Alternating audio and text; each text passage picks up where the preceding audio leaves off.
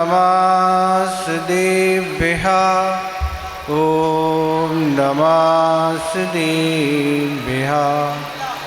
मङ्गलं भगवान् वीरो मङ्गलं गौतमो गणी मङ्गलं कुन्दकुन्दादो जैन धर्मो सुमङ्गलं सर्वमङ्गलमाङ्गल्यं सर्वकल्याणकारकं प्रधानं सर्वधर्माणां जैनं जेतु शासनं जैनं जेतु शासनं।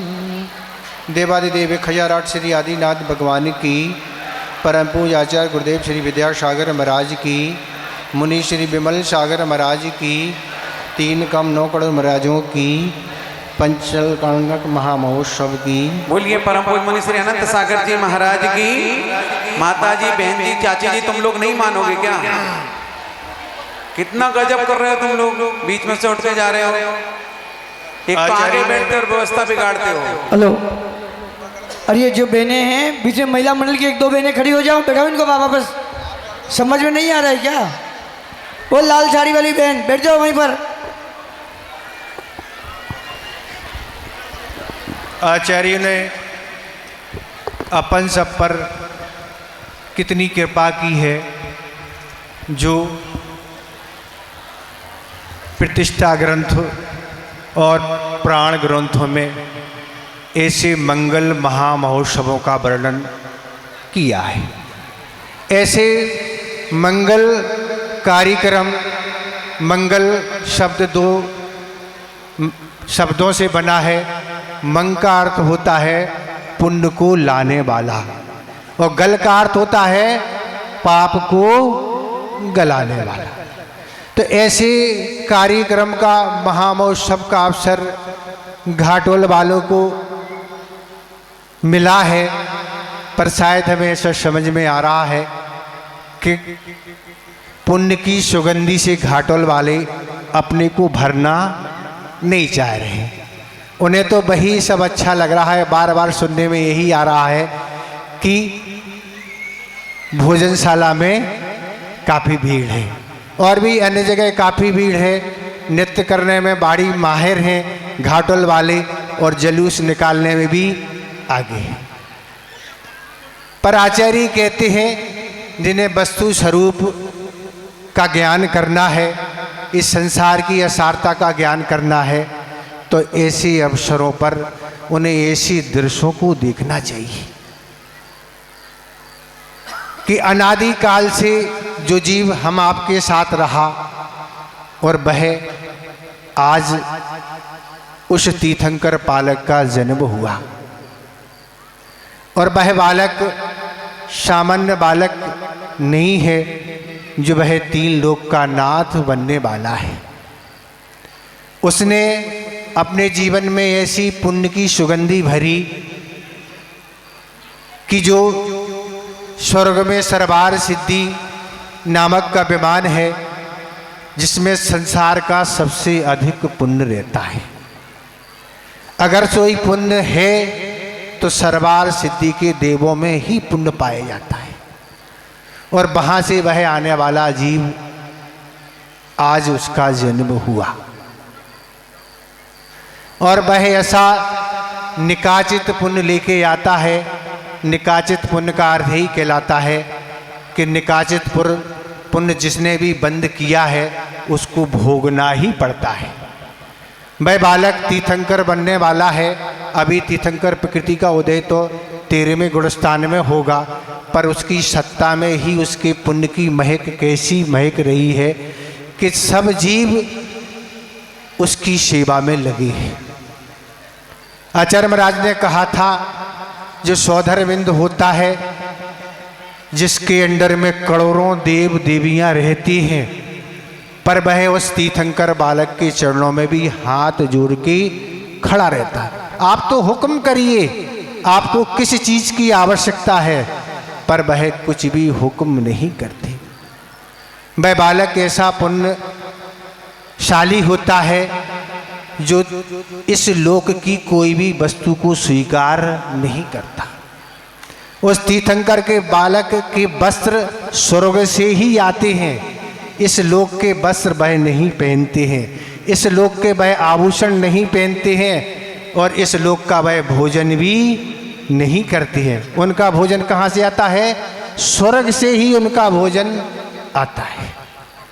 तो आचार्य महाराज ने पंचकाणक महोत्सव के दिन एक बार कहा था कि स्वर्ग की सारी सामग्री उस बालक के चरणों में बिछी रहती है। चाहे वह सौधर्म इंद्र हो, चाहे वह कुबेर हो, चाहे कोई भी हो, उनके चरणों में किंकर के समान खड़े रहते हैं कि आप तो हुक्म करिए, पर वह कुछ बोलते नहीं है।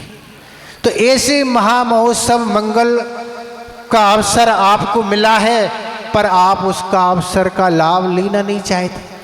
आप चाहें तो अपने को पुण्य की सुगंधी से आज के दिन नहीं, इन 6 दिनों में पुण्य की सुगंधी से आप भर सकते हैं। पर आप चाय नाश्ता यहाँ वहाँ की चर्चाओं में, व्यर्थ की चीज़ों में आप अगर समय खो देते हैं तो आप अपने को पुण्य से नहीं भर पाएंगे। आचार्य महाराज ने कहा था कि पुण्य की सुगंधी ऐसी सुगंधी होती है कि जीवन में अगर व्यक्ति अपने को पुण्य से भर लेता है तो वह पुण्य कहीं भी साथ छोड़ने वाला नहीं है। वह पुण्यशाली जीव जहाँ भी जाता है वह पुण्य हमेशा उसके साथ रहता है, चाहे वह स्वर्गों में जाए चाहे मनुष्यों में जाए, जहाँ भी वह जाता है पुण्य साथ लगा रहता है, और उसकी पुण्य के कारण सारी धर्म ध्यान की अनुकूलता बनती, झुकता नहीं। जिसके अंडर में करोड़ों देव हैं, वह जिसको भी आज्ञा देता है उसको स्वीकार करना होगी। अभी आप दृश्य देखेंगे कि वह एक देव को आज्ञा देता है तुम्हें हाथी बनना, तुरंत वह देव हाथी बन जाता है। उसकी आज्ञा है, वो जिससे जो कहेगा उसको करना ही पड़ेगा। पर वह भी उस बालक के आगे झुक रहा है। वह सामान्य बालक नहीं है, वह तीर्थंकर प्रकृति उसकी सत्ता में है। वह 13वें गुणस्थान में जब उदय में आती है तब वह क्या तहलका मचाती है, तो उसका वर्णन तो आपको दिखने आगे के कार्यक्रम में मिलेगा। उमा स्वामी महाराज ने तत्वार सूत्र की रचना की, उसकी टीका आचार्य पूजपाद महाराज ने सरवार सिद्धि के रूप में लिखी है। उसमें 6ठे अध्याय में जब आचार्य पूजपाद महाराज वर्णन करते हैं कि नाम कर्म की ये प्रकृतियाँ हैं, तब शिष्य एक शंका करता है कि नाम कर्म की प्रकृतियाँ आपने गिना दी, पर इसके अलावा भी कोई नाम कर्म की प्रकृतियाँ है? तब आचार्य महाराज उत्तर देते हैं, हाँ, एक और नाम कर्म की प्रकृतियाँ है, जो अनुपम अचिंत भोग से संपन्न, वैभव से संपन्न वैत्तिकी कौन सी प्रकृति है? तीर्थंकर प्रकृति, जो तीनों लोकों में तहलका मचाने वाली है, जिसके आगे कोई बलशाली नहीं है, जिसके आगे कोई पुण्यशाली नहीं है। तो तीर्थंकर ऐसी निकाचित पुण्य के धारी होते हैं, जो चाहें कि हमें हमारा समोषण नहीं लगे, रत्नों की वर्षा ना हो, 12 सभाएं ना लगे, उसमें अनेक लोग विराजमान ना हो, अष्टप्रातिहार ना हो, तो वह चाहें, पर उनके नहीं चाहने से वह सब कुछ होगा ही, क्योंकि वह निकाचित प्रकृति है। तो इसलिए वह निकाचित प्रकृति को लेके वह बालक आया है, जिसमें 3 लोक के जीव उसके चरणों में आके लाभ ले रहे हैं। देवों में भी यही तहलका मच रहा है। जो वह सौधर्मिंद होता है, जिसका आसन कभी कंपायमान नहीं होता है, पर उसका बालक का जैसे ही जन्म होता है, उस सौधर्म इंद्र का क्या हो जाता है? आसन कंपान होने। क्या हो गया?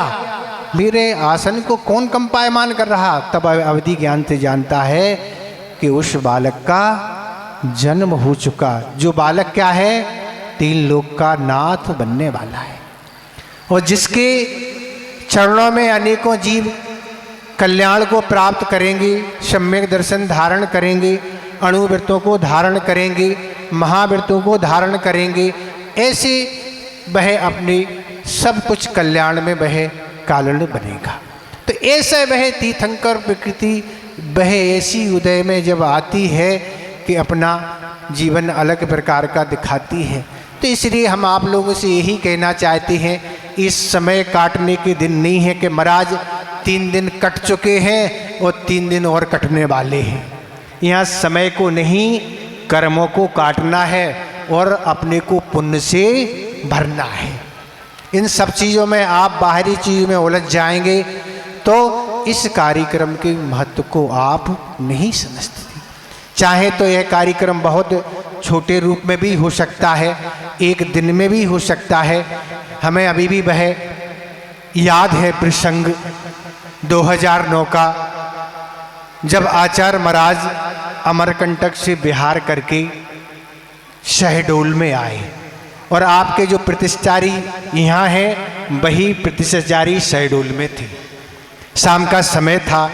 आचार्य महाराज जैसे ही बुढ़ार से बिहार करके शहडोल आए और यह जो भी कमेटी के लोग के साथ यह पहुँचे। शाम का समय था। आचार्य महाराज से निवेदन किया, आचार्य महाराज शहडोल वाले पंचकाणक करना चाहते। आचार्य महाराज कहते मैं समय नहीं दे पाऊंगा क्योंकि पंचकाणक में एग्जेशन बहुत होता। आचार्य महाराज कहते नहीं, हम नहीं देंगे समय, हमारे पास समय नहीं है। पर इन्होंने क्या कहा, आचार्य महाराज समाज कह रही है कि पंचकाणक तो आपके सानिध्य में ही होगा, आपके पास समय नहीं है तो हम एक हाल में सारी प्रतिमाएं रख देते हैं, आप उनको सूर्य मंत्र दे दो और हमारा पंचकाणक हो जाएगा। ये आचार्य महाराज के शब्द थे। फिर आचार्य महाराज ने कुछ नहीं कहा।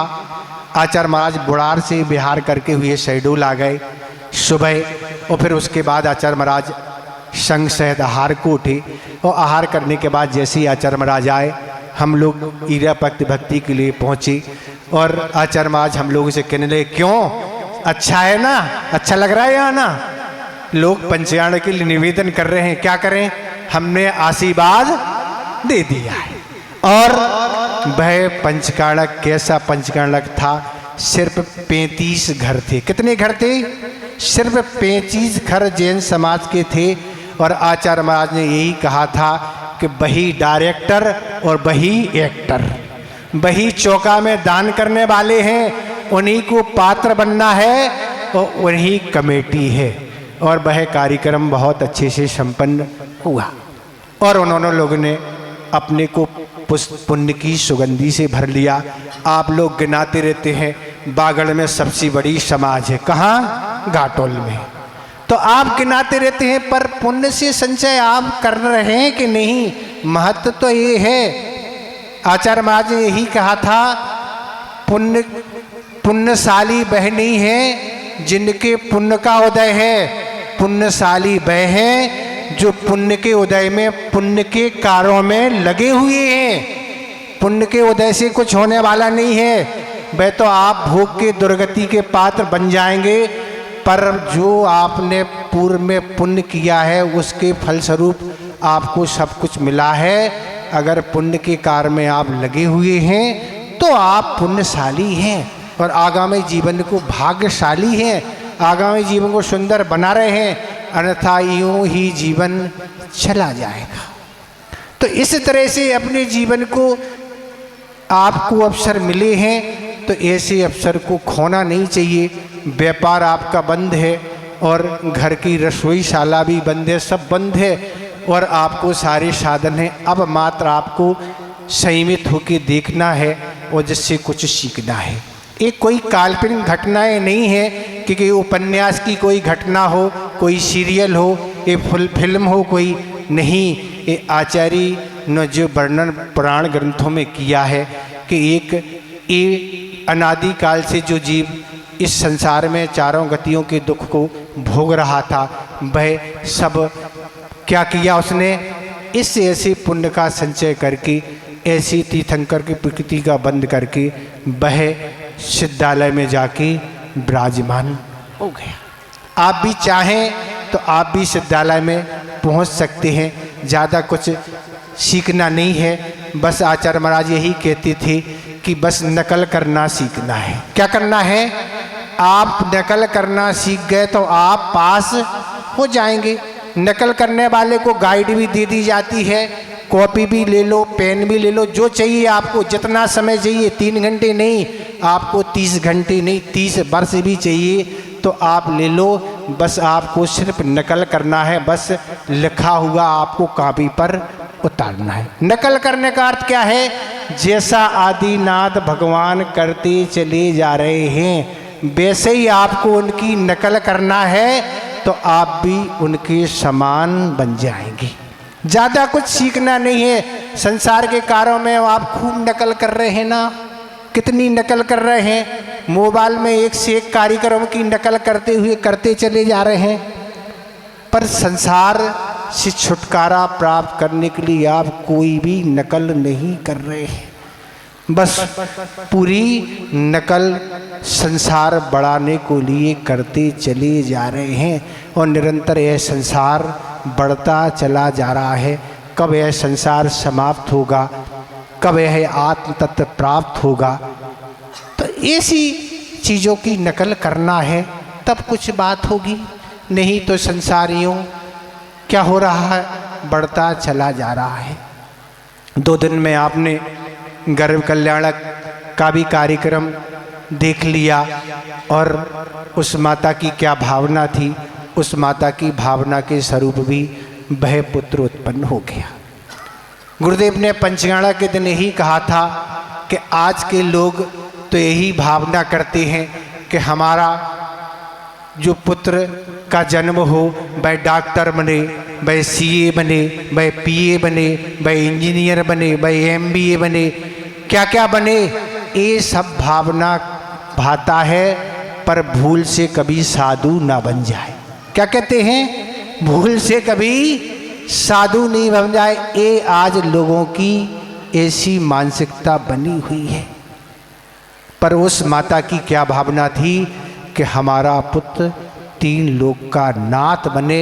उसकी भावना के अनुसार वह 3 लोक का नाथ बनने वाला है और सब अनाथों को वह शरण देने वाला है।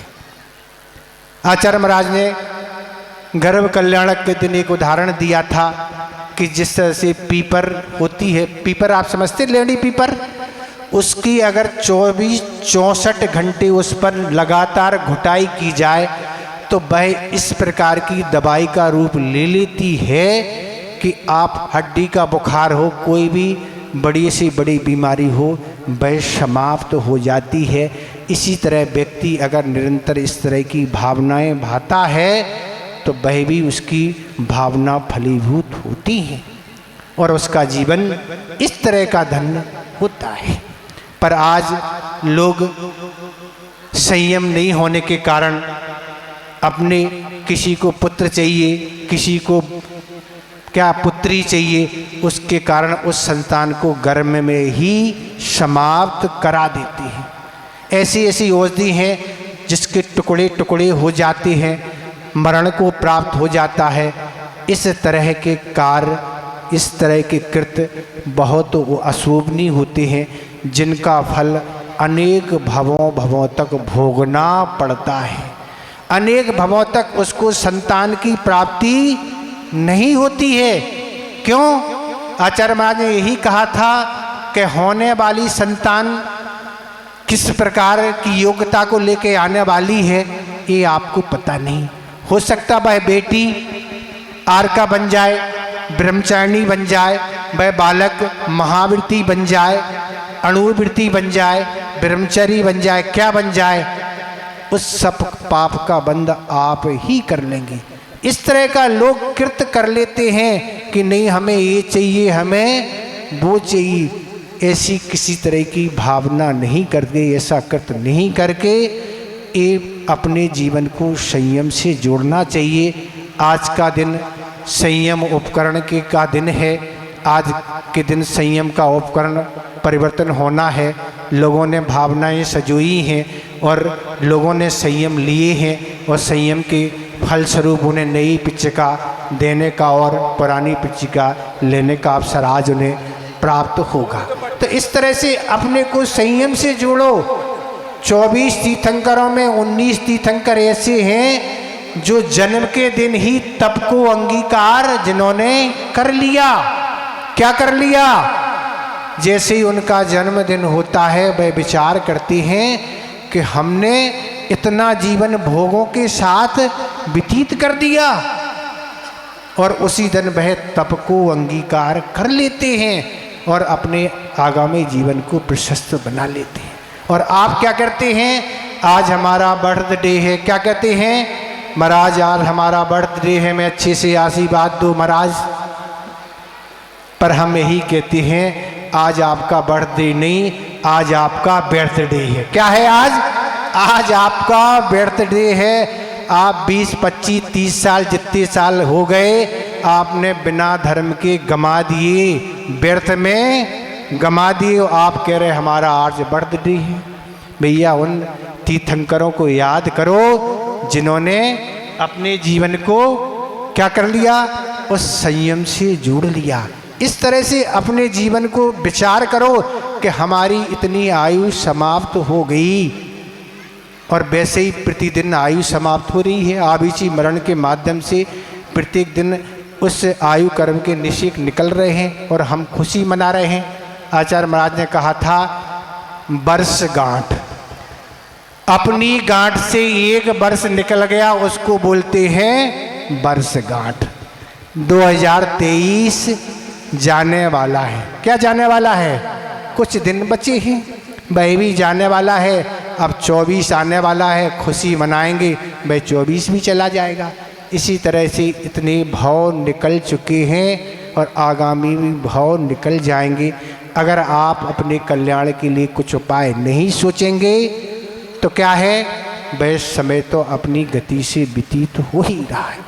इस तरह से ऐसे अवसर आपको मिले हैं पंचकाणक तीर्थंकर प्रभु के देखने के लिए। वह बालक, वह जीव कैसे संसार मार्ग से सिद्धत अवस्था को प्राप्त हो जाता है, यही सारे अवसर हैं। तो हम यही कह रहे हैं आप जो भी अवसर हैं उन अवसरों को गौर नहीं करते, यहाँ के कामों में नहीं, अपनी बुद्धि को वहीं लगाते हुए अपने जीवन में विचार करें कि हम भी इस संसार में रह रहे हैं, गृहस्थ धर्म में रह रहे हैं, वह भी गृहस्थ धर्म में रहे हैं, पर वे उन्होंने गृहस्थ जीवन में अपने जीवन को कैसे यापन किया और आगामी जीवन को सुंदर उन्होंने कैसे बनाया।